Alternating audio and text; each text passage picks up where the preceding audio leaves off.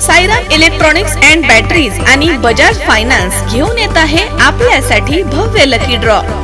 Dussehra Diwali bumper lucky draw offer. Total 21 बक्षीस.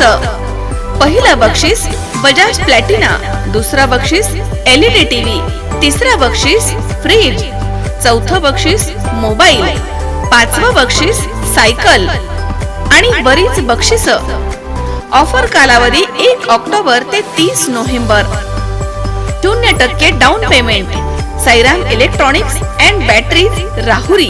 चैतन्य दूध आपल्या परिवारासाठी पिशवी बंद शुद्ध दूध, गाईचं शुद्ध गावरान तूप, श्रीखंड, आम्रखंड, पनीर, मँगो, व्हॅनिला, शाही लस्सी, दही आणि अनेक दर्जेदार उत्पादने, तसेच चैतन्य ॲक्वाची पाणी बॉटल. माझी बहीण आमदार मोनिका राजळे यांना मोठ्या मताधिक्यानं निवडून द्या. शेवगाव पाथर्डी मतदारसंघाच्या भाजपच्या निवडणूक समन्वयक डॉक्टर प्रीतम मुंडे यांनी असं सर्वांना आवाहन केलंय. महायुतीच्या उमेदवार मोनिका राजळे यांच्या प्रचारार्थ आयोजित प्रचार सभेत त्या बोलत होत्या. शहरामधील डॉक्टर बाबासाहेब आंबेडकर यांच्या पुतळ्याला पुष्पहार अर्पण करून मुंडे यांची रॅली काढण्यात आली आहे. मुंडे म्हणाल्यात की आज फक्त पदाधिकाऱ्यांची बैठक होती, परंतु मुंडे नावाची जादू पुन्हा पाहायला मिळाली आहे. ही निवडणूक विकासाच्या मुद्द्यावरती घेऊन जायची आहे. लोकसभेला विकासाचा मुद्दा बाजूला राहिल्यामुळे मोठं नुकसान झालंय. विधानसभेला त्यामध्ये आपल्याला सुधारणा करून आमदार राजळेंना निवडून आणायचं आहे असं त्यांनी म्हटलंय. प्रत्येक निवडणुकीमध्ये काहीतरी वेगळे पिल्ल काढून सोशल मीडियामधनं विरोधकांना काढलं जातं.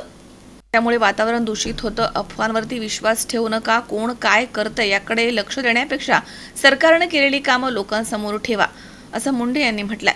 यावेळी अभय आव्हाड, डॉक्टर मृत्युंजय गर्जे, दिनेश अल्हाट, बापूसाहेब पाटेकर, नंदकुमार शेळके, धनंजय बडे, अमोल गरणे, तसेच मुकुंद गरणे, भगवान आव्हाड, अशोक चोरमले, भगवान बांगर, नारायण पालवे, बाबा राजगुरू, अंकुश कासोळे, तसेच वामन कीर्तन आदी उपस्थित होते.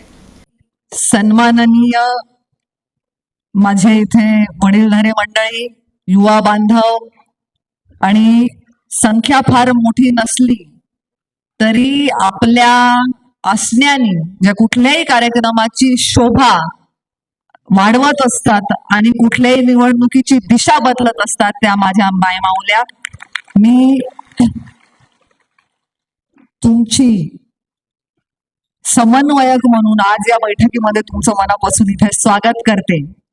खरं तर बैठक घ्यायची होती संघटनेची. मी सांगितलं होतं प्रमुख पदाधिकारी म्हणजे बूथ प्रमुख वगैरे, बूथ प्रमुखांपर्यंत पण नाही, शक्ती केंद्र प्रमुख असतील, जिल्हा परिषद सदस्य, नगरपालिकेचे आपले असतील कोणी प्रतिनिधी, तर त्यांना बोलवा. कारण मला माहिती घ्यायची आता संघटनेची बैठक आहे. मी काही मला जी पक्षांनी जबाबदारी दिलेली आहे त्याच्यामध्ये मी काही पक्षाची स्टार प्रचारक वगैरे नाहीये. मी आपली संघटनेची बैठक घेण्यासाठी आले. पण इथे येत असताना माझ्या लक्षात आलं की हळूहळू त्या बैठकीचं रूपांतर हे एका मोठ्या सभेमध्ये झालेलं आहे. आणि जसं माझ्या पूर्वी बोलत असताना वक्त्यांनी सांगितलं की ही जादू निश्चितपणे मुंडे नावाची आहे. ह्याची प्रचिती आपल्या तालुक्यालाच नाही तर संपूर्ण महाराष्ट्राला आल्याशिवाय राहत नाही. आणि मी जेव्हा हे म्हणते की मुंडे नावाची ही जादू आहे त्यावेळी मला याची पूर्ण कल्पना आहे. ते मुंडे नाव म्हणजे गोपीनाथ मुंडे हे नाव आहे. आमच्या पुढे ते नाव लागतं म्हणून तुम्ही सगळे आमच्यावर इतका मनापासून जीव लावता. मुंडे साहेबांनी जे आदर्श घालून दिले, मुंडे साहेबांनी जे संस्कार दिले त्याच्यावर चालत पंकजाताईंनी 5 वर्षाचा मंत्रिपदाचा काळ मिळाला, पण त्या 5 वर्षामध्ये अशी कामगिरी करून दाखवली की जे ग्राम विकास मंत्रालय काय असतं हे आपल्या भागातल्या कोणालाच माहिती नव्हतं.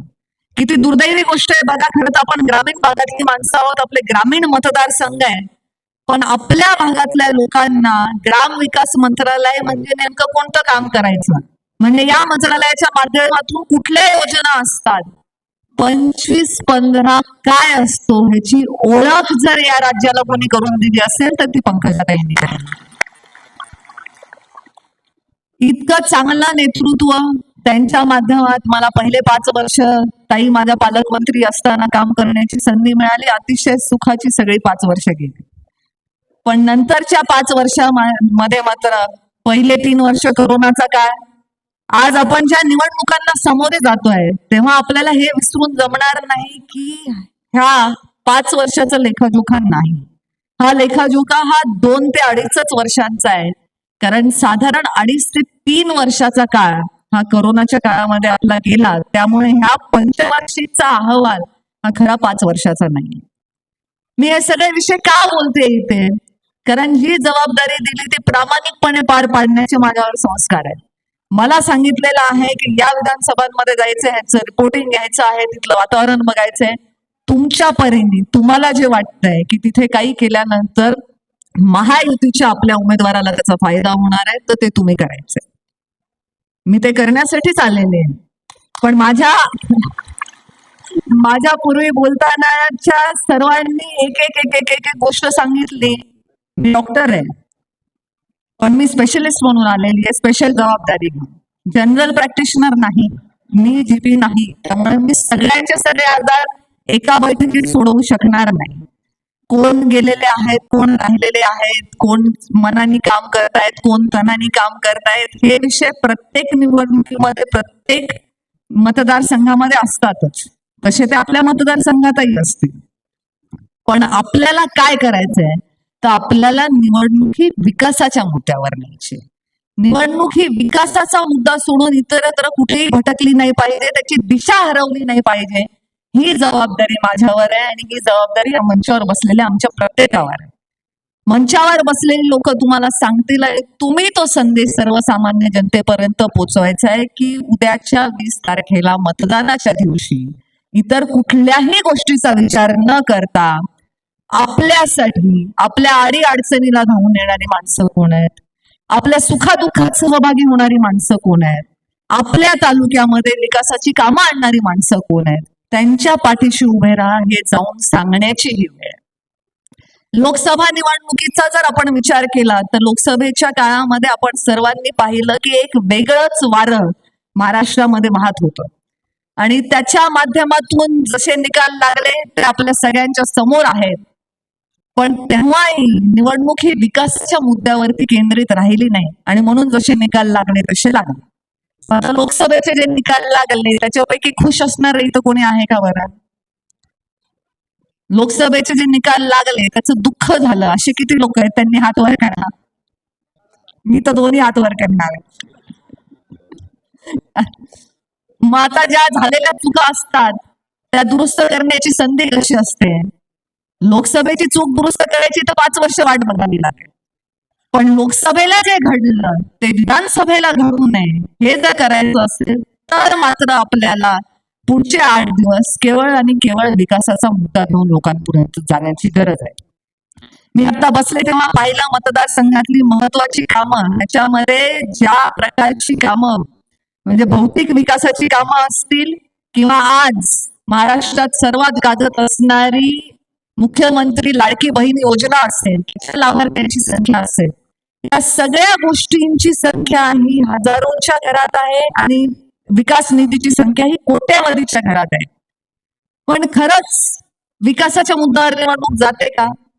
आपण बघतो, मी विचार करते असं जर असतं की निवडणुका या विकास केल्यामुळे जिंकता येत असत्या तर 2019च्या विधानसभा निवडणुकीमध्ये पंकजाताईंचा पराभव झालाच नसता. आणि पंकजाताई एकमेव उदाहरण आहेत असं नाही. आपण पाहिलं तर राजकीय जीवनामध्ये अनेक असे दिग्गज नेते ज्यांनी कधी ना कधी आयुष्यामध्ये पराभव पचवलेला. मग निवडणुका जातात कोणत्या दिशेने, निवडणुका होतातच कोणत्या मुद्द्यावर? तर प्रत्येक निवडणुकीमध्ये ना एक असं काहीतरी पिल्लू निघालेलं असतं आणि ते गपचूप कोणतरी सोडून देतं आणि मग ती सगळी निवडणूक त्या पिल्लाच्या भोवतीच फिरत राहते. आजकालच्या निवडणुका या सोशल मीडियावर जास्त होतात आणि ऑन फील्ड कमी होतात असं माझं स्वतःचं मत आहे. तुम्ही बघत असाल रोज काहीतरी नवीन मेसेजेस चालू असतात. व्हॉट्सअप झालं, फेसबुक झालं, इंस्टाग्राम झालं, रोज काहीतरी नवीन मेसेजेस आहेत आणि रोज काहीतरी त्या प्रचाराची दिशा बदलण्याचे प्रयत्न लोक करत असतात. या सोशल मीडियाच्या माध्यमाचा वापर व्हावा, पण खरी आणि चांगली माहिती पसरवण्यासाठी झाला पाहिजे. शेवटी आजही आपण निवडणुकीच्या वेळी मतदानाच्या दिवशी बूथवर जाऊन मशीनचं बटन दाबूनच मतदान करतोय ना. अजून आपल्या देशाच्या लोकशाहीमध्ये व्हॉट्सअप वरती आमदार आणि फेसबुक वरती खासदार निवडून देण्याची प्रक्रिया सुरू झालेली नाही. त्यामुळे ह्याच्यातून बाहेर पडा.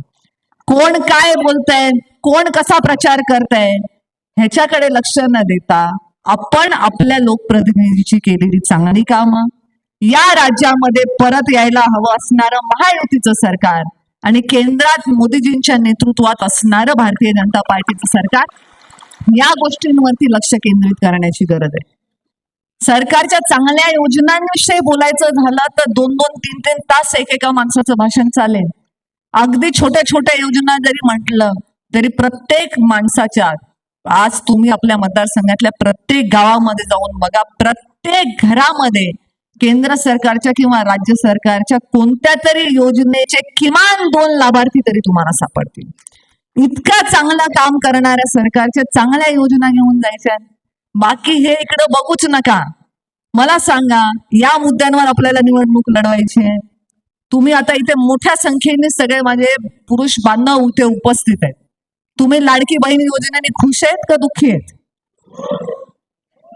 चांगलं, बरं झालं एकदाच ह्यांच्या तोडून ऐकून घेतलं. कारण महिला तर खुश आहेत, पण कधी पुरुषांना कोणी विचारलंच नाही की डायरेक्ट आमच्या घरी आमच्या बायकोच्या हातात 1500 रुपये महिन्याचे पडायला लागले आणि आम्हाला काय वाटतं हे विचारा, असं कोणी तुम्हाला विचारायचं नाही. सचिन दिनकर, झी24 तास, पाथर्डी.